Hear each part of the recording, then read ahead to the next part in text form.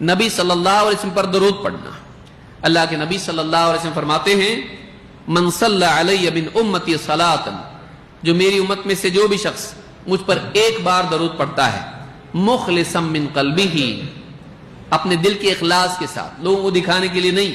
اللہم صلی علی، لوگوں کو دکھانے کے لیے نہیں بلکہ اخلاص کے ساتھ اللہ کی خاطر پڑھتا ہے، اللہ سے اجر کے لیے، صلی اللہ علیہ بہا 10 صلوات، اللہ اس پر 10 درود نازل کرتا ہے،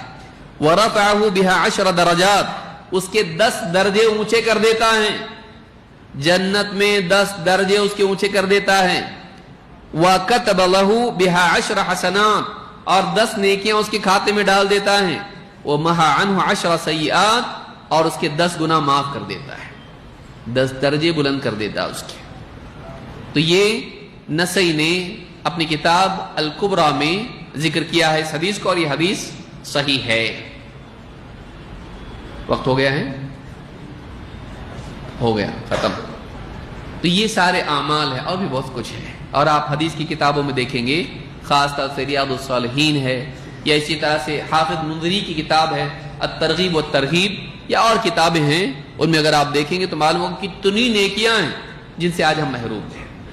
اگر کرتے تو بہت کچھ ملتا ہے. اللہ ہم سب کو عمل کی توفیق عطا فرمائے، اور اخلاص کے ساتھ، سنت کی اتباع کے ساتھ عمل کرنے والا